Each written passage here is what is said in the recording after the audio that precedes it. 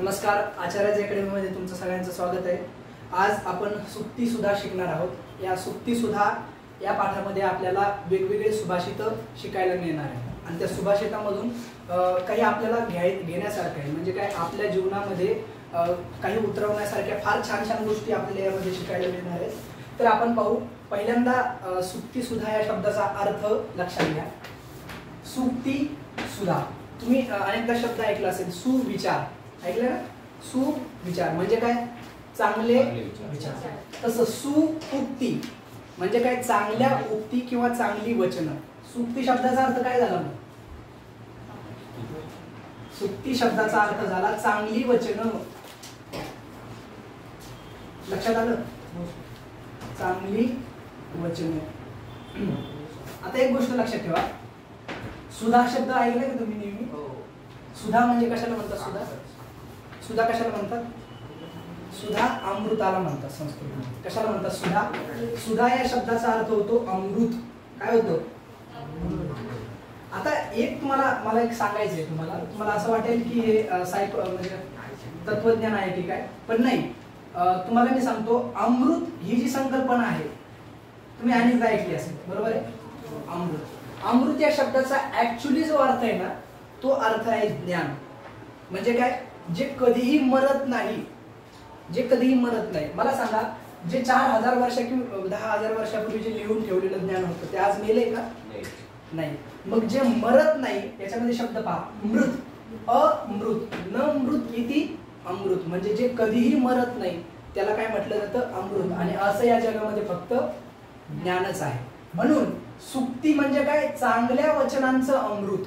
आता कळलं? पूर्ण टायटल काय आहे? सुक्ती सुधा, चांगल्या वचनांचं अमृत। आता अमृत शब्दाबद्दल अजून काही हे अमृत म्हणजे काय? पेय जेवढे काही आहेत त्या पेयापैकी सर्वश्रेष्ठ पेय म्हणजे कोणतं आहे? अमृत आहे। बरोबर आहे की नाही? जसं की देशाचा नागरिक म्हटल्याच्या नंतर सर्वोच्च नागरिक कोण आला? राष्ट्रपती। त्याप्रमाणे सर्वोच्च जे पेय असतं ते सर्वोच्च किंवा सर्वात म्हणजे हाय क्वालिटीचं, त्याला म्हणतात अमृत। लक्षात आलं? मग सुक्ती हे सगळ्यात उत्तम क्वालिटीचं काय आहे? अमृत आहे, म्हणजे ज्ञान आहे। लक्षात आलं? आता आपल्याला त्याचं थोडंसं डिस्क्रिप्शन वाचा। काय आहे? सुक्तयः नाम सुवचनानि। आलं लक्षात? सुक्ती म्हणजे काय? सुवचने। लक्षात आलं? सुक्तीनाम पठनेन वाक्चातुर्यं वर्धते। म्हणजे काय? वाक्चातुर्य शब्द ऐकलाय आम्ही? वाक्चातुर्य म्हणजे काय? बोलण्यातलं कौशल्य। लक्षात आलं? आज जेवढी काही माणसं मोठी झाली आहेत, तुम्ही कोणाचा इतिहास पहा, फक्त माणसं बोलण्यावरून प्रसिद्ध होतात त्या जगामध्ये।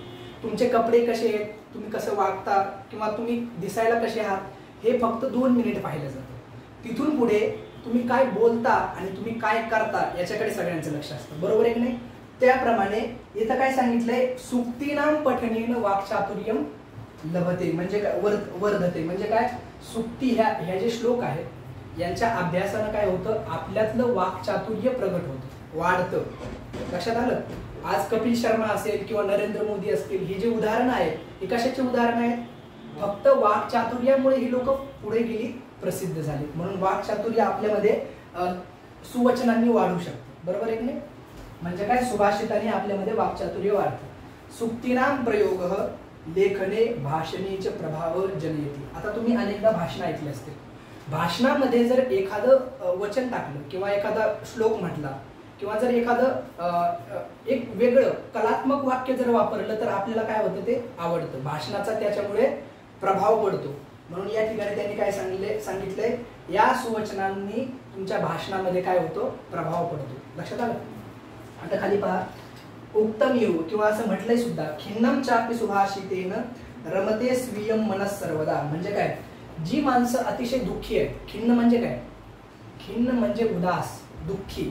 जी माणसं दुःखी आहेत ती सुद्धा सुभाषित ऐकल्याच्या नंतर, सुभाषित म्हणजे काय? चांगली वचन जे आपण आता शिकवली त्या सुक्ती सुद्धा, हे ऐकल्याच्या नंतर खिन्नम चापि सुभाषितेन रमते स्वीयं मनः सर्वदा म्हणजे काय? अशा माणसाचं सुद्धा मन रमतं जे उदास आहे। कधी?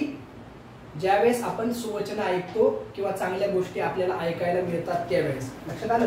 आता पुढे पहा, श्रुत्वानि अस्य सुभाषितम खलु मनः श्रोतुम पुनर्वांछति म्हणजे काय, या सुभाषितांना ऐकल्याच्या नंतर मनाला असं वाटतं की पुन्हा पुन्हा ऐकत राहावं, पुन्हा पुन्हा ऐकत राहावं. लक्षात आलं? श्लोकाचा अर्थ सांगतो. पुनर्वांछति, वांछति म्हणजे काय, इच्छा करणे, अपेक्षा करणे. हा पुढे काय, अज्ञानम ज्ञानवतो अपि अनेन हि वशीकर्तुं समर्थो भवेत् म्हणजे काय, अज्ञानी माणसं सुद्धा म्हणजे ज्ञानी माणसाचं मन जिंकू शकतात कशाच्याद्वारे, सुभाषितांच्या द्वारे. लक्षात आलं? सुभाषितांचं महत्व सांगितलंय, जास्त काही महत्वाचं नाही पण लक्षात ठेवा. कर्तव्यो ही सुभाषितस्य मनुजे आवश्यक संग्रह, म्हणून माणसाच्या जीवनामध्ये तुम्ही सुभाषितांचा संग्रह जमा करणं हे तुमचं कर्तव्य आहे असं त्यांनी सांगितलं. लक्षात आलं? आपलं काय कर्तव्य आहे, जेवढे काही पुस्तकामधले सुभाषित आहेत किंवा जे इतर तुम्हाला चांगले चांगले सुभाषित आहेत, हे सुभाषित तुमचे पाठ असणे गरजेचं आहे. ते एका ठिकाणी संग्रहित असणं गरजेचं आहे, म्हणजे केव्हाही ते तुम्हाला वापरता येऊ शकतात. लक्षात आलं? त्यानं काय होतं, तुमचं वाक्चातुर्य वाढतं, पहिली गोष्ट. दुसरी गोष्ट, तुमच्या भाषणामध्ये प्रभाव पडतो त्यांच्या मताप्रमाणे. लक्षात आलं? याच्यासाठी काय आहे, सुभाषित आहेत. आता पहिलं जे सुभाषित आहे ना, त्या पहिल्या सुभाषिताकडे थोडंसं लक्ष द्या. पहिलं सुभाषित हे ज्ञानाचं महत्व सांगणार आहे. कशाचं महत्व? विद्या म्हणजे काय, विद्या म्हणजे काय, ज्ञान, नॉलेज. लक्षात आलं? विद्या नाम नरस्य रूपम अधिकम. आता संस्कृत मध्ये जिथे जिथे नाम शब्द येतो ना, असा त्याचा अर्थ काय असतो, नाम म्हणजे काय, म्हणजे जसं वाट म्हणजे काय, काय ना, बरोबर आहे ना, वाट म्हणजे काय, काय, तसं नाम म्हणजे काय, म्हणजे. लक्षात आलं? विद्या नाम म्हणजे काय, विद्या म्हणजे नरस्य रूपम अधिकम म्हणजे काय, रूप म्हणजे काय, माणसाचं सौंदर्य. लक्षात आलं? माणसाचं शोभा वाढवणार, त्याला काय म्हटलं जातं, रूप म्हटलं जातं. तसं ज्ञान हे माणसाचं रूप आहे, म्हणजे काय, सौंदर्य वाढवणार आहे, शोभा वाढवणार आहे, असं त्यांना या ठिकाणी म्हणायचं आहे. आणि हे सुभाषित तुम्हाला पाठ करायचे. विद्यानाम नरस्य रूपम अधिकम. नरस्य म्हणजे मनुष्याच्या, नरस्य म्हणजे काय, नर म्हणजे मनुष्य, मनुष्य म्हणजे त्यात सगळे आले. नरस्य म्हणजे काय, मनुष्याचे. लक्षात आलं? नरस्य रूपम अधिकम. आणि दोन शब्द इथे लक्षात ठेवा, हे विशेषण म्हणून वापरले जातात. हे जे ज्ञान आहे, जे मी तुम्हाला इथे लिहून दिलं, या ज्ञानाला धन मानलं गेलेलं आहे. ज्ञान हे आपलं काय आहे, धन आहे. आणि तुम्ही कधी विचार करा, जेवढे काही माणसं श्रीमंत होतात, ज्ञानाच्या जोरावरच ते धन कमवत असतात, बरोबर आहे की नाही? म्हणून खरं जे धन आहे ते कोणतं धन आहे, विद्या हे खरं धन आहे. लक्षात आलं? आणि ते धन, त्याची विशेषता त्यांनी सांगितली की ते कसं आहे, प्रच्छन्न आहे आणि गुप्त आहे. दोन विशेषणं दिलेत ज्ञानासाठी. कशासाठी? ज्ञानासाठी दोन विशेषणं दिलेत. पहिलं विशेषण कोणतं आहे, प्रच्छन्न, आणि दुसरं कोणतं आहे, गुप्त. आता प्रच्छन्न या शब्दाचा अर्थ आहे सुरक्षित, झाकलेलं. लक्षात आलं? झाकलेलं. प्रच्छन्न म्हणजे काय, दिसतंय सगळ्यांना? प्रच्छन्न म्हणजे झाकलेलं, आणि गुप्त म्हणजे सुरक्षित ठेवलेलं. आपण म्हणतो ना गुप्त ठेवा, म्हणजे काय, एकदम सुरक्षित ठेवलेला ठेवा. लक्षात आलं? प्रच्छन्न म्हणजे झाकलेलं आणि गुप्त म्हणजे सुरक्षित. लक्षात आलं? प्रच्छन्न गुप्तम धनम म्हणजे काय, हे धन कसं आहे, एक तर प्रच्छन्न आहे आणि दुसरी गोष्ट गुप्त आहे. आता पुढे लक्षात घ्या, विद्या भोग करी. भोग शब्दाचा अर्थ माहितीये? भोग शब्दाचा नाही, भोजन वेगळं आणि भोग वेगळा. भोग म्हणजे काय, तुम्ही काही कुठलीही गोष्ट करता, एखादा विषय तुम्ही उपभोगताय, म्हणजे काय, तुम्ही समजा काही खाताय, तुम्ही एखादी टीव्ही पाहताय, किंवा तुम्ही एखादं चांगलं गाणं ऐकताय, याला सगळ्याला काय म्हटलं जातं, भोग म्हटलं जातं. सगळं काय आहे, भोग आहे. दोन शब्द तुम्हाला महत्वाचे आहेत, एक भोग शब्द आहे आणि एक मोक्ष शब्द आहे. नेहमी ऐकले असतील तुम्ही किंवा ऐकले नसतील सुद्धा. भोग म्हणजे काय, विषयांचा उपभोग घेणं, याला काय म्हटलं जातं, भोग. म्हणजे काय, विषयाला वापरणं. विषय कोणते, 5 प्रकारचे विषय असतात, सगळ्यांना माहिती आहे, शब्द, स्पर्श, रूप, रस, गंध. स्तुती ऐकणं हा सुद्धा एक भोग आहे, एखाद्याकडून स्तुती ऐकणं. स्पर्श करणं हा सुद्धा एक भोग आहे. रूप म्हणजे एखाद्याचं सौंदर्य पाहणं हा सुद्धा एक भोग आहे. म्हणजे काय, भोग शब्दाचा अर्थ लक्षात ठेवा. विद्या भोग करी म्हणजे काय, जेवढे काही भोग आहेत तेवढे सगळे भोग ज्ञानानं तुम्हाला प्राप्त होऊ शकतात. असं त्यांना म्हणायचं. भोग करी, लक्षात ठेवा. यश सुख करी म्हणजे काय, विद्या तुमच्या जीवनामध्ये यश मिळवून देते, म्हणजे काय सक्सेस. लक्षात आलं. तुम्हाला यश कोण मिळवून देतं, ज्ञान किंवा विद्या तुमच्या जीवनामध्ये तुम्हाला यश मिळवून देते. विद्या गुरुनाम गुरु, लक्षात आलं. विद्या गुरूंची सुद्धा गुरु आहे, लक्षात आलं. कारण गुरु सुद्धा विद्येमुळेच त्यांना गुरुपद मिळालेलं असतं. लक्षात आलं. गुरु हा कधी गुरु असतो, ज्यावेळेस त्याच्याकडे ज्ञान असतं त्यावेळेस तो गुरु असतो. म्हणजे विद्या ही गुरूंची सुद्धा काय आहे, गुरु आहे, लक्षात ठेवा. विद्या बंधुजनो विदेश गमनी, बंधुजन म्हणजे नातेवाईक, लक्षात आलं. बंधुजन म्हणजे काय, नातेवाईक. ज्यावेळेस तुम्ही दुसऱ्या देशामध्ये जाता, विदेश म्हणजे फक्त दुसरा देशच नाही, तर तुमचा प्रदेश सोडून दुसरीकडे जाता, दुसऱ्या राज्यामध्ये, दुसऱ्या गावामध्ये, दुसऱ्या तालुक्यामध्ये, दुसऱ्या जिल्ह्यामध्ये ज्यावेळेस तुम्ही जाता त्यावेळेस तुमचे नातेवाईक तुमच्या बरोबर असतील की नाही सांगता येत नाही, परंतु तुमचं ज्ञान नेहमी तुमच्या बरोबर असतं, असं म्हणायचं. विद्या बंधुजनो विदेश गमनी म्हणजे काय, तुम्ही ज्यावेळेस दुसरीकडे जाता त्यावेळेस नातेवाईक ज्याप्रमाणे तुम्हाला सांभाळतात त्याप्रमाणे ज्ञान हे तुम्हाला सांभाळत असतं. लक्षात आलं. ज्ञान हे तुमची काळजी घेत असतं. आता पुढे पहा, विद्या परम दैवतम. आता हा श्लोक आहे ना इतका महत्वाचा आहे, तुम्ही याची कल्पना पण करू शकत नाही. या ठिकाणी देवाला अजिबात महत्व दिलेलं नाही, म्हणजे लक्षात घ्या, देवतेला महत्व दिलं नाही. त्यांनी महत्व कशाला दिलंय, ज्ञान हीच दैवत आहे. लक्षात आलं. ज्ञान हेच दैवत आहे, बरोबर आहे की नाही. ज्ञान जे तुम्हाला देतं ते देव शब्दाचा अर्थ तुम्ही लहानपणी ऐकले असेल, देतो तो देव, ऐकलं ना तुम्ही, देतो तो देव आणि घेतो तो राक्षस. मग ज्ञान तुम्हाला सगळं काही देतंय, ज्ञान तुम्हाला सगळं काही देतंय, म्हणून ज्ञानाला काय मानलंय, परम दैवत. परम या शब्दाचा अर्थ आहे सर्वश्रेष्ठ, लक्षात आलं, सर्वोच्च दैवत. विद्या परम दैवतम. आणि हे शब्द मी जे सांगतोय ना अर्थ, हे सगळे लक्षात ठेवा. विद्या राजसु पूज्यते न तु धनम. इकडे बघा, आता जी मोठी माणसं आहेत ना त्यांच्याकडे पैशाला जास्त किंमत नसते, लक्षात ठेवा. जे एकदम श्रीमंत माणसं असतात पैसा त्यांच्यासाठी दुय्यम गोष्ट असते. तिथं म्हणजे जुन्या काळामध्ये राजे लोक सुद्धा ज्यांच्याकडे भरपूर पैसा असायचा ती सुद्धा ज्ञानाला किंमत द्यायची, पैशाला नाही. लक्षात आलं. विद्या राजसु पूज्यते न तु धनम म्हणजे काय, राजे लोकांमध्ये ज्ञानाला महत्व देतात, धनाला नाही. लक्षात आलं. आणि विद्या विहीन पशु. आता हे फार महत्वाचं आहे, म्हणजे ज्या माणसाकडे ज्ञान नाही, कुठलंच ज्ञान, आता ज्ञान म्हणजे काय, फक्त पुस्तकं शिकण्याला ज्ञान म्हणत नाहीत. एखादा शेतकरी असेल त्याला शेतीतलं नॉलेज आहे, बरोबर आहे की नाही. कसं पेरणी करायची, कधी फवारणी करायची, कधी खत घालायचं, सगळं त्याला माहिती असतं. कुठल्याही क्षेत्रातलं नॉलेज, लक्षात आलं, कुठल्याही क्षेत्राचं नॉलेज हे तुम्हाला काय जीवन जगण्यासाठी भरपूर असतं, लक्षात आलं. म्हणून इथं काय सांगितलंय, ज्या माणसाच्या जीवनामध्ये कुठलंच नॉलेज नाही, म्हणजे जो विद्या विहीन आहे. विहीन या शब्दाचा अर्थ काय, विद्या नसणारा, विद्या ज्याच्याकडे नाही असा, लक्षात आलं. विद्या विहीन. विद्या विहीन साक्षात पशु म्हणजे काय, तो मनुष्य म्हणता येणार नाही, त्याला काय म्हणावं लागेल, जनावर म्हणावं लागेल. पशु म्हणजे काय, आता हा जो पशु शब्द आहे ना संस्कृत मधला फार सुंदर शब्द आहे बरं का. पशु जो शब्द आहे तो पाश या धातूपासून बनलेला आहे. म्हणजे काय, पाश म्हणजे काय, तुम्ही ऐकलं असेल, बंधन, जाळ. पाश म्हणजे काय, ज्यावेळेस पक्ष्यांना पकडायचं असतं त्यावेळेस काय टाकलं जातं, जाळ. म्हणजे एक लक्षात घ्या, बंधन या शब्दाचा अर्थ आहे पाश. बंधन या शब्दाचा अर्थ आहे पाश. जे नेहमी बंधनातच ठेवले जातात त्यांना काय म्हटलं जातं, पशु. लक्षात आलं.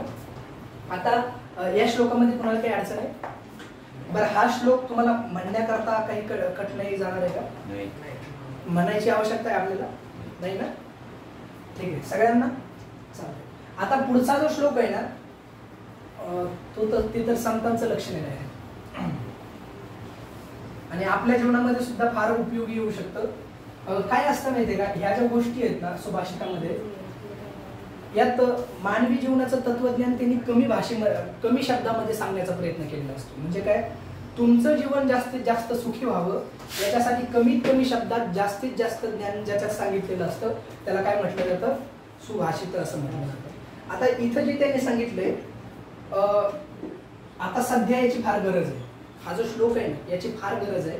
त्यांनी काय म्हटलं माहितीये का, काही माणसं डिप्रेशन मध्ये जातात, म्हणजे एखाद्याने कोणाची निंदा केली, म्हणजे तुमच्या समोर जर एखाद्याने तुमची निंदा केली किंवा तुम्हाला कोणी नाव ठेवलं, तर आपण लगेच टेन्शनमध्ये येतो, अरे हा आपल्याला का नाव ठेवतो, बरोबर आहे की नाही?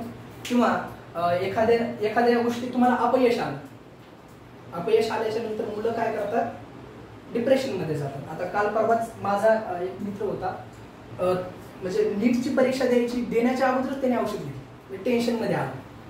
11वीचाच मुलगा आहे, त्याला नीटच्या परीक्षेचा अभ्यास करायचा होता. म्हणजे काय, यश किंवा अपयश या दोन गोष्टींनी माणूस खचून जातात. लक्षात आलं?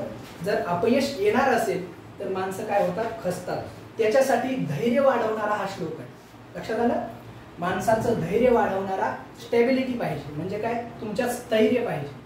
कितीही संकट येऊ द्या, कितीही विजय म्हणजे जय अपजय येऊ द्या, कितीही तुमच्या काही होऊ द्या, तरी तुमच्या जीवनामध्ये काही परिणाम झाला नाही पाहिजे. तुमच्या जे रेग्युलर लाईफ आहे त्याच्यात कुठलाही चेंजेस झाला नाही पाहिजे. आता पुढे पहा, निंदंतु नीती निपुणा यदि वा स्तुवंतु. दोन शब्द आहेत हा. एक निंदंतु. निंदंतु म्हणजे काय, निंदा करणे. आता तुमच्यापैकी कोण सांगताय लकार कोणता असू शकतो? निंदंतु आणि आता विरुद्धार्थी शब्द येतो ना, स्तुवंतु. निंदंतु, निंदंतु म्हणजे निंदा करणे, अगदी बरोबर, लोटला का. निंदंतु म्हणजे काय, निंदा करणे. आणि स्तुवंतु म्हणजे काय, अगदी बरोबर, स्तुती करणे. निंदंतु स्तुवंतु दोन शब्द लक्षात ठेवा. म्हणजे काय, एखादा तुमची निंदा करू किंवा एखादी तुमची स्तुती करू. आणि कधी पहा, जी माणसं तुमच्याशी बोलतात ना, दोनच गोष्टी करतात. एक तर तुमची स्तुती करतात, नाहीतर तुमची निंदा करतात. लक्षात आलं? निंदंतु नीती निपुणा यदि वा स्तुवंतु. यदि म्हणजे काय, जरी. यदि म्हणजे काय, जरी. नीती निपुण या शब्दाचा अर्थ काय माहितीये का, एक नीती नावाचं एक शास्त्र आहे, माहिती? नीतिशास्त्र तुम्ही ऐकलं? म्हणजे जो नैतिक व्यक्तिमत्व आहे, म्हणजे नैतिक जबाबदारी ज्याच्याकडे आहे, म्हणजे ज्याच्याकडे नैतिकता आहे, अशी माणसं कधीच कुणी निंदा केली किंवा कुणी स्तुती केली याच्यावर भाळत नाही. म्हणजे स्तुती केल्याने हुरळून जात नाही आणि निंदा केल्याने दुःखी होत नाही. लक्षात आलं? हे साधू पुरुषातलं लक्षण त्यांनी या ठिकाणी सांगितलंय. आणि हे जर तुमच्यात आलं तर तुम्हाला सुद्धा दुःख होणार नाही. कुणी निंदा केली तरी त्याच्याकडे लक्ष द्यायचं नाही, आणि कुणी स्तुती केली, स्तुती फार घातक आहे. निंदा तरी एक वेळेस तुम्हाला सुधरवू शकते, पण स्तुती इतकी घातक असते. एखाद्याने स्तुती केली ना, चांगल्यातला चांगला माणूस सुद्धा काही देऊन टाकतो. स्तुती थोडीशी केली की आपण लगेच जे पाहिजे ते त्याला देऊन टाकतो. म्हणून निंदेपेक्षा स्तुती घातक आहे. लक्षात ठेवा.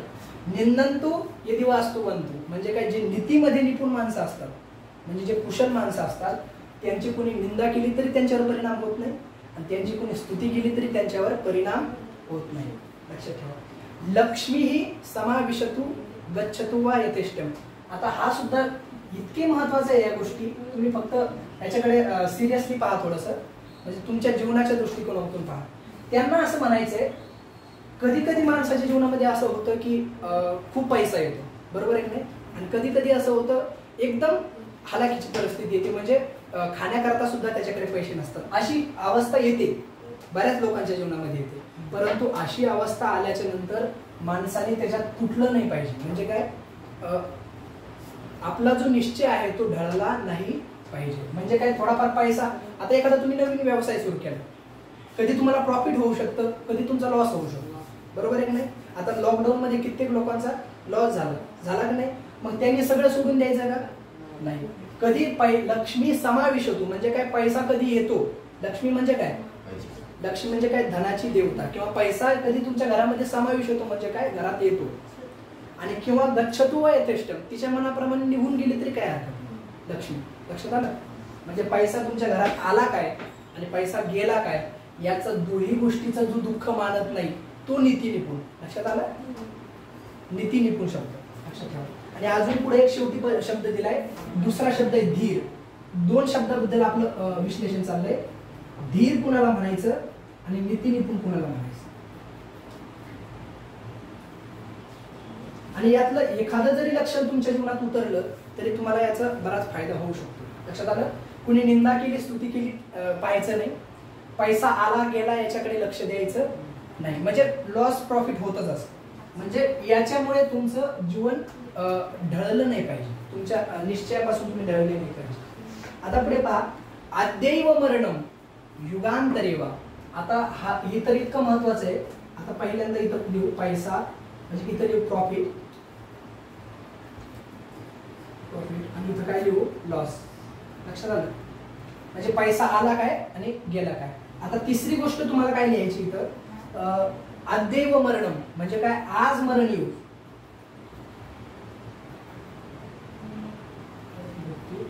किंवा अमरता. लक्षात ठेवा, त्यांना काय म्हणायचंय, तुम्ही एखादं जर ध्येय निवडलं, आता पहा तुम्ही एखादं टार्गेट निवडलं, एखादं गोल म्हणजे एखादं ध्येय तुम्ही ज्यावेळेस ठरवलं मला हे ध्येय प्राप्त करायचंय, मग या ध्येयाच्या रस्त्यावरती चालत असताना तुमच्या जीवनात ह्या गोष्टी येत राहतील. लक्षात घ्या, पुन्हा एकदा लक्षात घ्या, फार मोटिवेशनल श्लोक आहे हा.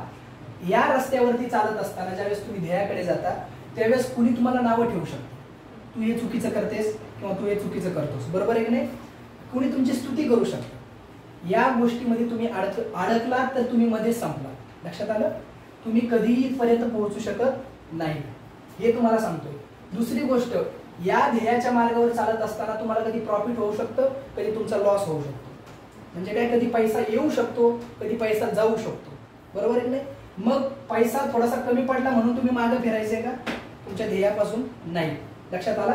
याला धीर म्हणतात. धीर म्हणजे काय, केवढ्याही संकटामध्ये, धी म्हणजे बुद्धी. लक्षात ठेवा, धी म्हणजे काय, बुद्धी. धी म्हणजे काय, बुद्धी.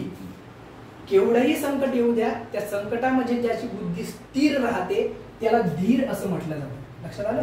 धीर कोणाला म्हणतात? संकट काळामध्ये ज्याची बुद्धी स्थिर राहते त्याला धीर असं म्हटलं जातं. लक्षात आलं? आता या रस्त्यावर चालत असताना कुणी निंदा करेल, स्तुती करेल, कधी प्रॉफिट होईल, कधी लॉस होईल. कधी कधी असं होऊ शकतं की म्हणजे एवढा निश्चय पाहिजे, या रस्त्यावर जात असताना आपला मृत्यू झाला तरी काही हरकत नाही, परंतु मी हे ध्येय प्राप्त करील, एवढा तुमचा दृढ निश्चय पाहिजे. लक्षात आलं? आज मृत्यू येऊ किंवा मी अमर हो, म्हणजे काय, कधीच मरण येऊ नये. लक्षात आलं? हे दोन विरुद्धार्थी गोष्टी आहेत. लक्षात ठेवा. समजतंय का मी काय सांगतो? समजतंय सगळ्यांना? अद्यैव मरणम युगांतरेवा. युगांतर म्हणजे काय, या युगाच्या शेवटी किंवा दुसऱ्या युगामध्ये, म्हणजे अनेक जन्म. लक्षात आलं? वा म्हणजे अथवा, बरं का. आता हे शब्द जे वेगवेगळे येतात ते लिहून घेतो इकडे. वा म्हणजे काय, अथवा, अथवा किंवा किंवा.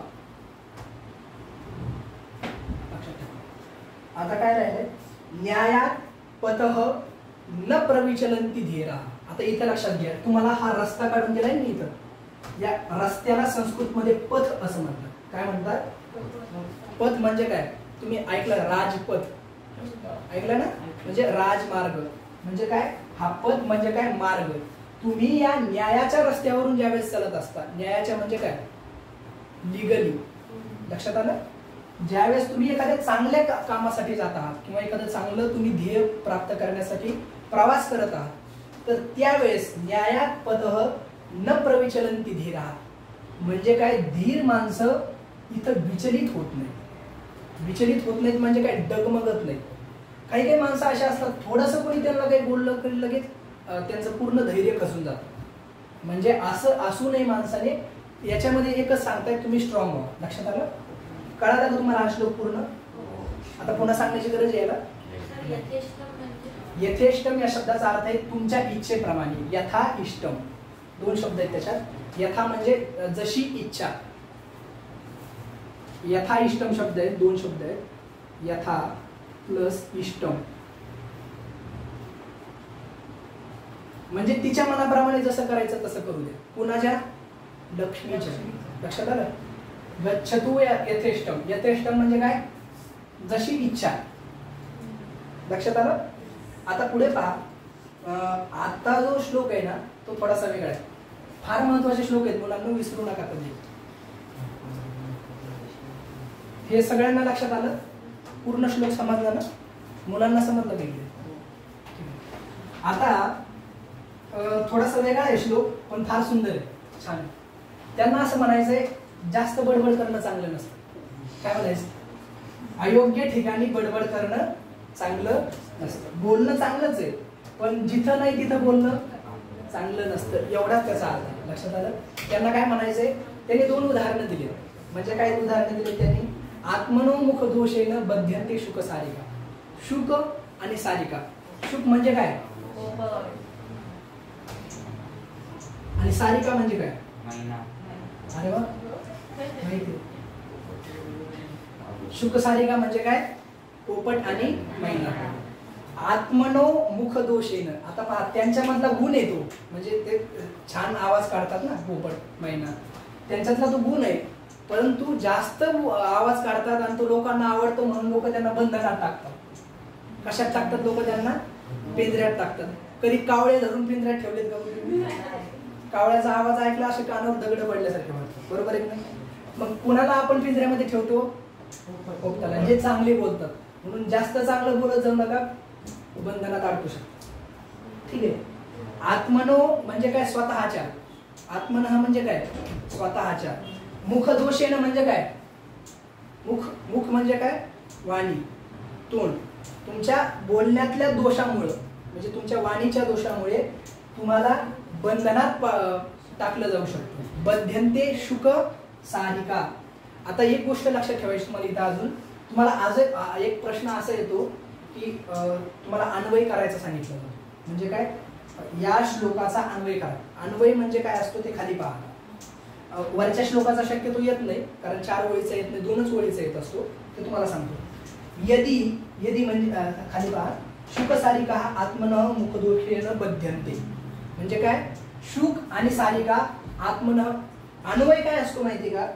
संस्कृत मध्ये त्यांना एक यमक जुळवायचे असतात, बरोबर आहे की नाही? कुठलाही श्लोक तयार करायचा असेल तर शब्दांची बांधणी करावी लागते. मग काही शब्द मागे पुढे करावं लागतं. की मागे पुढे केलेले शब्द एका लाईनीत आणणं, याचं नाव काय आहे? अन्वय. लक्षात आलं? त्यांनी जे श्लोक बांधणी करता शब्द मागे पुढे केलेले आहेत, त्या शब्दांना एका लाईनीमध्ये आणणं, याचं नाव आहे अन्वय. लक्षात आलं? मग कसं होईल ते? आत्मनः मुख दोषेन बध्यन्ते शुक सारिका. म्हणजे काय? स्वतःच्या वाणीच्या दोषामुळे शुक म्हणजे पोपट आणि सारिका म्हणजे मैना बंधनात पडतात. लक्षात आलं? म्हणजे पिंजऱ्यात बांधली जातात. आता पुढे पहा. बकास्तत्र न बध्यन्ते. बकास्तत्र, बगड्याला कोणी बांधलंय का तिथं? नाही. बगडा फार चांगला दिसतोय, फार, त्याला कोणी असं पिंजऱ्यात ठेवलंय का? नाही. बकास्तत्र न बध्यन्ते. का बांधलं जात नाही? बगडा हा सगळ्यात मौन प्राणी मानला जातो, म्हणजे पक्षी मानला जातो. म्हणजे तुम्ही कधी पाहिलं की नाही मला माहिती नाही, तलावाच्या काठी जर तुम्ही गेलात तर असे बगळे तिथं पाण्यामध्ये उभे असतात, इतके शांत, जसा एखादा साधू उभा राहिला. म्हणजे काय? एकदम शांत. आणि त्या माशांना सुद्धा कळत नाही हा आपल्याला खाण्यासाठी आला. म्हणजे इतका शांत उभा राहतो, त्या माशांना सुद्धा कळत नाही की हा आपल्याला खाण्यासाठी आलाय. मग मासे त्याच्या जवळ फिरायला लागतात तरी सुद्धा तो हालचाल करत नाही. बगळा अगदी शांत उभा राहतो, आवाज करत नाही. आणि मग जवळ ज्यावेळेस मासा येतो त्यावेळेस त्याच्यावर झडप घालतो. लक्षात आलं? म्हणून एकदम शांत न बोलणारा कोण आहे? बगळा आहे. म्हणून बगळ्याचं उदाहरण दिलंय. बकास्तत्र न बध्यन्ते मौनम सर्वार्थ साधनम. म्हणजे काय? हे तुम्ही नेहमी ऐकलं असेल. मौनम सर्वार्थ साधनम, हे लिहून घ्या. मौनम सर्वार्थ साधनम.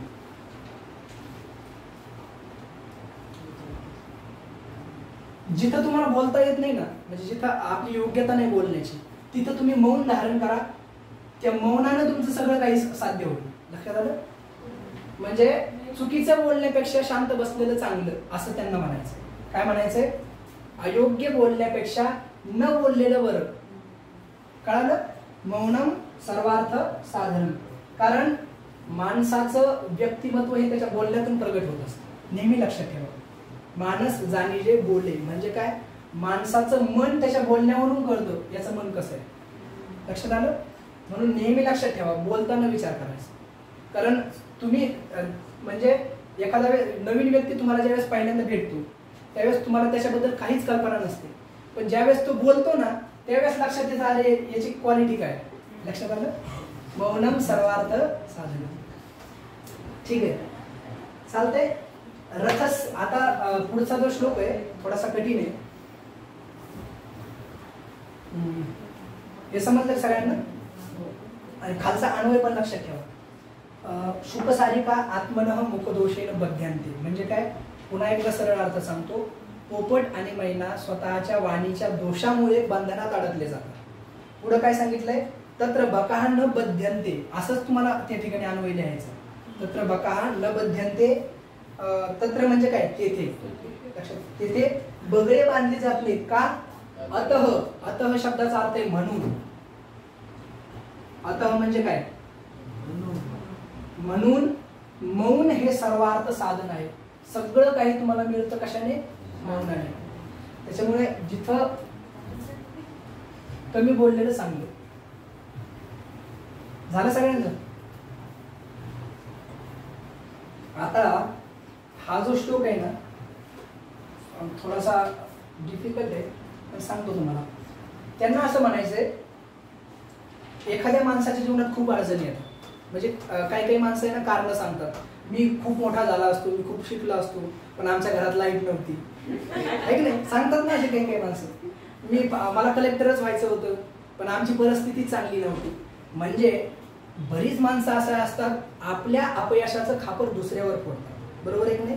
आपल्या अपयशाचं खापर दुसऱ्यावर फोडणं कधीही चांगलं नाही. त्यांना ते याच्यातून सांगायचंय की तुम्ही कारण देत बसू नका. तुम्ही कुठल्याही गोष्ट तुम्ही एखादी अचीव करायची, तुम्हाला प्राप्त करायची, तुम्ही त्याच्यासाठी कारण देत बसू नका. मग काय करा? त्याच्यासाठी त्यांनी एक उदाहरण दिलंय. त्यांनी असं सांगितलंय, रथस्य एक चक्रम भुजगयमिता सप्ततुरगा. त्यांनी सूर्याचं उदाहरण दिलंय. आणि सूर्याच्या जीवनामध्ये किती परिस्थिती हालाकीची आहे, म्हणजे त्याच्यामध्ये काय काय त्याच्यामध्ये कमतरता आहे ती या ठिकाणी सांगितली या श्लोकामध्ये. आता हा सूर्य आहे, एक कल्पना केलेली आहे यात वास्तविक, कारण ही काव्य आहे, कविता आहे. लक्षात आलं? काव्यामध्ये थोडंफार कमी जास्त चालतं. लक्षात घ्या. रथस्य एक चक्रम. कुठलाही रथ मला सांगा किती चाकं असतात? आताच्या भाषेत 4 चाकं, पण मोटरसायकल असेल तर 2 चाकं. जुन्या काळामध्ये जे रथ असायचे त्याला 2 चाकं असायची. बरोबर आहे की नाही? जुन्या काळातल्या रथांना 2 चाकं असायची, पण रथांना 2 चाकं असायची. आताच्या भाषेत तुम्ही त्याला बैलगाडी म्हणू शकता. लक्षात आलं ना? आता एक गोष्ट लक्षात घ्या, इकडे लक्ष द्या सगळ्यांनी. त्यांना काय म्हणायचंय? रथस्य एकम चक्रम म्हणजे काय? सूर्याकडे पहा, एकच चाक दिसते तुम्हाला. असं बोल दिसतंय की नाही? सूर्य म्हणजे काय? एकच चाक, त्याला दुसरं चाकच नाही, पण तरी त्याची गाडी व्यवस्थित चालू आहे. म्हणजे काय? त्याच्याकडे अडचण आहे, म्हणजे अनेक कारण सांगण्यासारखे आहेत, परंतु तो कधी थांबत नाही. सूर्य कधी थांबलाय नाही. मग त्यांना काय म्हणायचंय? रथस्य एकम चक्रम भुजग यमिता. त्यांनी एक कल्पना केली, एक रथ आहे, सूर्याचा रथ. आपण तुम्ही टीव्ही मध्ये पाहिलं असेल, एक सूर्य रथ दाखवला जातो आहे. त्यांना असं म्हणायचं, त्यांचा जो सारथी आहे त्या सारथ्यामध्ये काय काय वैगुण्य आहे, त्यांच्या रथामध्ये कोणते कोणते दोष आहेत, ते सगळे या ठिकाणी सांगितले. पहिली गोष्ट सांगितली, सूर्याचा जो रथ आहे. आता इकडे हे विशेषण म्हणून विचारले जातात, रथ कसा आहे? रथ एक चक्र आहे, म्हणजे काय? त्याला एकच चाक आहे. रथाला एक चाक आहे, म्हणजे 2 चाकं असायला पाहिजेत, पण त्याच्या रथाला मात्र एकच चाक आहे. दुसरी गोष्ट काय आहे? भुजग यमिता म्हणजे काय? त्याचा जो सारथी आहे ना, पुढे येतो सारथी. भुजग या शब्दाचा अर्थ आहे सर्प. भुजग म्हणजे काय? कुठलाही रथ म्हणला की त्याला लगाम असतो. घोडे म्हटल्याच्या नंतर त्याला काय असतो? लगाम असतो, दोरी असते त्याला आकळण्यासाठी. ती दोरी कशाची आहे? सर्पानं युक्त दोरी आहे. म्हणजे काय? सर्पाची दोरी त्याला बांधलेली आहे. ती जे घोडे आहेत रथाचे, त्या घोड्यांना सर्पाची दोरी बांधलेली आहे, अशी कल्पना केली. सप्त तुरगहा. तुरगहा म्हणजे काय? तुरगहा म्हणजे घोडे. लक्षात आलं? तुरगहा म्हणजे काय? 7 घोडे. किती घोडे आहेत? 7 घोडे आहेत. त्यांना कशाने आकळलं जाते? सापाच्या दोरी. हा, सापाच्या दोरीने आकळलं जाते. पुढे पहा, निरालंब मार्ग. निरालंब या शब्दाचा अर्थ आहे आधांतरी. निरालंब म्हणजे काय?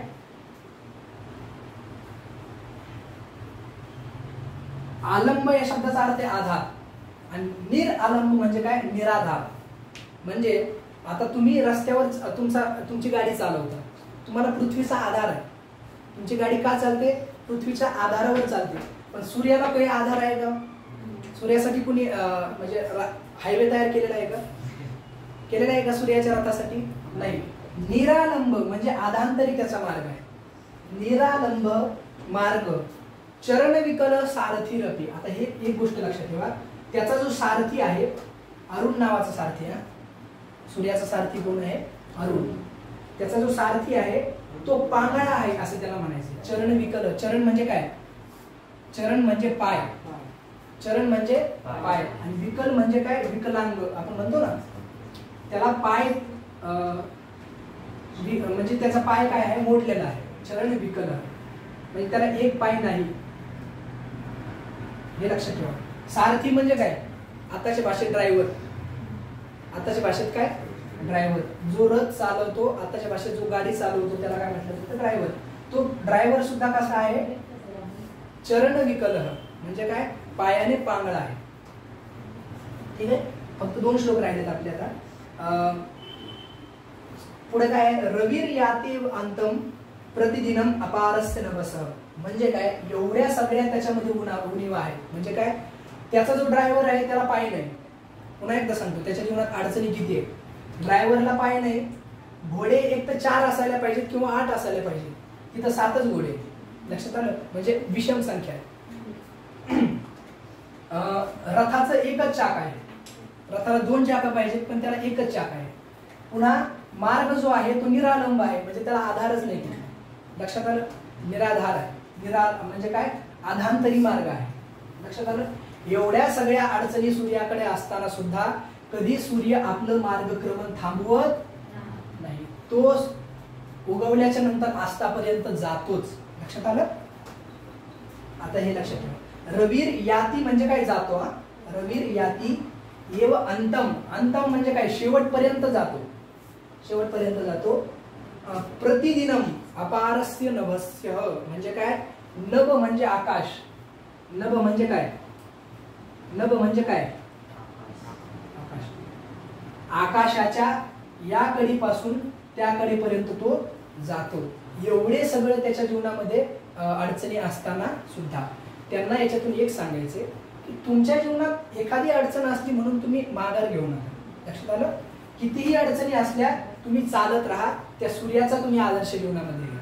लक्षात आलं? त्यांना हे सांगायचं. समजतंय का? क्रियासिद्धी सत्वे भवती. इकडे पुन्हा पहा. म्हणजे काय? जी मोठी माणसं असतात ना, त्यांचं जे कार्य असतं ते त्यांच्या पद्धतीने होत असतं. म्हणजे काय? त्यांच्या मनाप्रमाणे होत असतं. लक्षात घ्या. सत्वे भवती महताम न उपकरणे म्हणजे काय? त्यांची क्रियासिद्धी ही त्यांच्या इच्छाशक्तीवर अवलंबून असते, कुठल्याही साधनावर अवलंबून नसते. लक्षात आलं? कुठल्याही साधनावर अवलंबून नसते त्यांचं यश. त्यांचं सक्सेस कुठल्याही साधनावर अवलंबून नसतं. तुम्ही अनेकदा पाहिलं असेल, ज्या माणसाच्या पाठीमागे मी काही घटना पाहिल्या की ज्यांच्या घरामध्ये खाण्यासाठी सुद्धा नव्हतं. म्हणजे सिंधुताईंचं उदाहरण पाहणं तुम्ही. म्हणजे सक्सेस ही कुठल्याही संकटाला अडवू शकत नाही. म्हणजे काय? संकट किती येऊ द्या, तुमचा सक्सेस अडवू शकत नाही जर तुमची इच्छाशक्ती मजबूत असेल तर. असा या श्लोकाचा सरळ सरळ अर्थ आहे. आता याच्यामध्ये काही संधी विग्रह आहेत ते तुम्हाला पाहिजे का? मी सगळे सांगितले. रथस्य एकम, रथस्य एकम याच्याकडे तुम्हाला लक्ष द्यायचंय, कारण संधी विग्रहासाठी 1 मार्काला प्रश्न विचारला जातो. आता पुढचा जो श्लोक आहे, किती वेळ आपल्याकडे? 10 मिनिटं आहेत. आपले 2 श्लोक होऊन जातात. त्यांना इथं काय म्हणायचंय पहा. हे झालंय सगळ्यांचं? सगळ्यांचं झालंय? कोणाला काही शंका? जास्त होत नाही ना एका दिवसात? काही नाही, श्लोक आहेत, सोपे आहेत, फक्त तुम्हाला पाठ करायचे. आता मी तुम्हाला अर्थ सांगतोय, तुम्ही फक्त पाठ करायचे आणि अर्थ पण लक्षात ठेवा. सूक्ती, चांगली वचन. एक गोष्ट अशी असते, तुम्ही रोजच कोणाबद्दल वाईट ऐकता, रोजच कोणाकडून निंदा, कोणाच्या शिव्या, काही ना काही भांडणं आपण ऐकत राहतो रोज. ऐकणे रोज काही ना काही आपल्या कानावर पडत राहतो. आता तर टीव्ही मुळे तर काय विचारच करू नका. कुठे काय झालं सगळे घरात येतं तुमच्या. म्हणजे इथं हे झालं, तिथं ते झालं, सगळं तुमच्या घरात येऊन सांगतात. आता एक गोष्ट लक्षात घ्या, वाईट ऐकून ऐकून आपले कान खराब झालेले.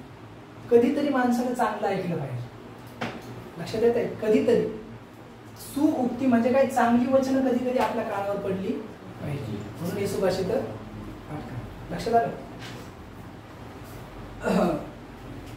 अल्पानामपि वस्तूनां संहती कार्यसाधिका त्रिणैर्गुणत्वमापन्ने बध्यन्ते मत्तदन्तिना.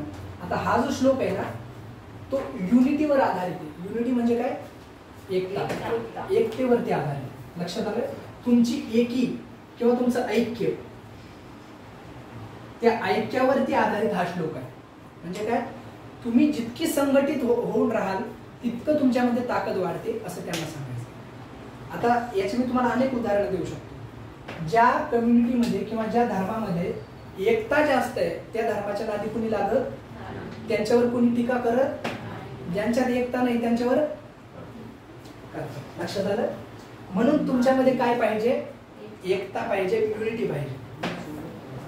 महाभारतामध्ये एक सुंदर वाक्य आहे, तुम्ही ऐकलं असेल, संघर्ष शक्ती कलियुगे. ऐकलंय का, संघर्ष शक्ती कलियुगे. या कलियुगामध्ये संघटनेला जास्त शक्ती राहील. जी माणसं संघटित राहतील त्यांच्यातच ताकद राहील. जी माणसं वेगवेगळी राहतील त्यांच्यात ताकद राहणार नाही. मग त्याच अर्थाचा आपला हा श्लोक आहे. त्याच अर्थाचा आपला हा श्लोक आहे. त्यांना असं म्हणायचंय, तुम्ही एक लहानपणी उदाहरण ऐकलं असेल, लक्षात द्या सगळ्यांनी. लहानपणी एक छोटीशी कथा ऐकली होती मी, तुम्ही पण ऐकली असेल. एक शिकारी जो आहे तो जाळं टाकतो आणि त्याच्यावर काही धान्य टाकतो. बरोबर आहे म्हणे, धान्य टाकतो. अनेक चिमण्या तिथे येऊन बसतात, आणि त्या सगळ्या जण एकता करतात आणि ती जाळं उडून घेऊन जातात. ऐकले तुम्ही सगळ्यांनी. जर एकाने ठरवलं असतं आणि दुसऱ्याने त्याला सपोर्ट केला नसता तर ते गेले असते का, तिथून मुक्त झाले असते का, नाही. म्हणून संघटनेमध्ये ताकद आहे असं त्यांना सांगायचंय. इथं त्यांनी दुसरं उदाहरण दिले, ती उदाहरण सुद्धा आपण पाहणार आहोत. अल्पानामपि वस्तूनां सहती कार्यसाधिका. सहती या शब्दाचा अर्थ एकता. सहती म्हणजे काय, एकता. म्हणजे काय, एकतेनं तुमचं कुठलंही कार्य सिद्ध होतं. आता अल्प या शब्दाचा अर्थ तुम्हाला माहितीये. अल्प म्हणजे काय, अल्प म्हणजे कमी किंवा थोडे. अगदी छोट्या छोट्या गोष्टी सुद्धा जर एकत्र आल्या ना, आपण म्हणतो ना, म्हणजे गवताच्या काड्या जरी एकत्रित आल्या, अनेक गवताच्या काड्या, त्याची सुद्धा एक दोरी बनते आणि उन्मत्त हत्तीला ती आपळू शकते. त्याच अर्थाचं हे सुभाषित आहे. तुम्ही ऐकलं असेल, तृणैर्गुणत्वम आपन्नेहि बध्यन्ते मत्तदन्तिनः. आता संस्कृत शब्द तुम्हाला फक्त लक्षात ठेवायचे. तृण या शब्दाचा अर्थ आहे गवत. तृण म्हणजे काय, गवत. गुणत्वम, गुण या शब्द, गुण म्हणजे काय, दोरी. गुणत्वम म्हणजे काय, ज्यावेळेस या गवताला एकत्रित करून त्याच्यामध्ये गुणत्व येतो, म्हणजे काय, त्याला दोरी म्हणून विणलं जातं, त्यावेळेस तृणैहि गुणत्वम आपन्नैहि. आता इथे पहा, मी त्याचा पूर्ण विग्रह लिहून देतोय. तृणैहि गुणत्वम प्लस आपन्नैहि, असा त्याचा काय आहे, विग्रह आहे. लक्षात आलं. तृणैहि म्हणजे गवतांनी, तृतीय विभक्ती आहे, गवतांनी. गुणत्वम आपन्नैहि म्हणजे काय, अनेक गवतांचं जर तुम्ही त्याला दोरी केली तयार. आपन्न म्हणजे प्राप्त होण्या, म्हणजे गवताच्या काड्या जर दोरीत्वाला प्राप्त झाल्या असा अर्थ आहे त्याचा. म्हणजे काय, गवताच्या काड्या एकत्रित करून त्याची दोरी तयार केली. किंवा अजून हजारो उदाहरण आहे त्याचे. म्हणजे एक काडी जर तुम्ही मोडायला गेला तर ती सहज मोडते, पण अनेक काड्या ज्यावेळेस तुम्ही एकत्र करता त्यावेळेस ते मोडत नाही. त्याप्रमाणे अनेक गवताच्या जरी छोट्या छोट्या काड्या तुम्ही एकत्र केल्यात तर त्याची सुद्धा दोरी बनते. त्याची सुद्धा काय बनते, दोरी बनते. आणि ती दोरी एखाद्या उन्मत्त हत्तीला, उन्मत्त, मत्त या शब्दाचा अर्थ आहे उन्मत्ता. उन्मत्त शब्दाचा अर्थ समजतोय ना.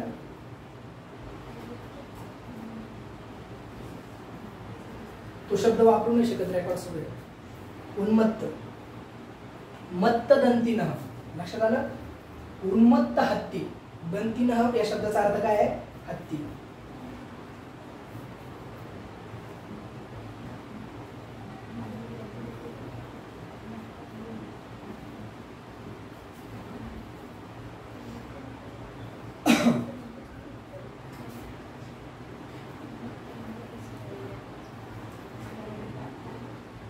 परत तृणैर्गुणत्वम आपणने बध्यन्ते मत्तदंतिना. आता सगळ्या श्लोकाचा अर्थ तुम्हाला माहिती झाला, समजलाय सगळ्यांना? अर्थ कळाला सगळ्यांना? आता हे श्लोक आपला पूर्ण झालेला आहे. पुढचे 2 श्लोक तुम्हाला एकदम फास्ट मध्ये शिकवतो, 5 मिनिटांमध्ये फक्त. कोणतं? दंतिनः म्हणजे हत्ती. लक्षात आलं? आता एक गोष्ट लक्षात घ्या, होऊ द्या. प्रथम वयसी पितम तोयम, यांना काय म्हणायचंय या श्लोकामध्ये? बस झालंय का? भरपूर झालं. ठीक आहे, चालतंय. राहिलेले 2 श्लोक काय करू? उद्या ते आत्मनेपद कंप्लीट करू आणि हे राहिलेले 2 श्लोक. आता पुन्हा एकदा रिव्हिजन घेतोय मी या पूर्ण श्लोकाची. लक्षात घ्या, पहिला जो श्लोक आहे तो कशाबद्दल आहे? ज्ञानाचं महत्व सांगणार आहे. दुसरा जो श्लोक आहे तो कशाबद्दल आहे?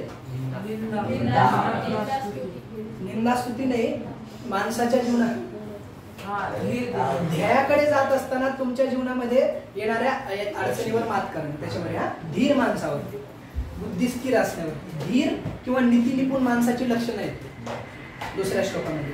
तिसरा श्लोक कशाबद्दल आहे? जास्त बडबड करू, विनाकारण बडबड करू. लक्षात आलं? चौथा जो श्लोक आहे तो कशाबद्दल आहे?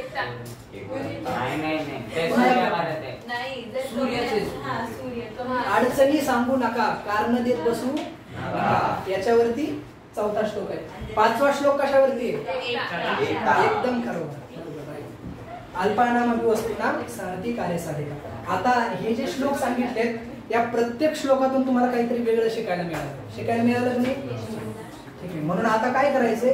हे श्लोक तुम्ही पाठ करायचे. राहिलेले 2 श्लोक तुम्हाला उद्या शिकवायचे. ठीक आहे, उद्याचा विषय आपण नंतर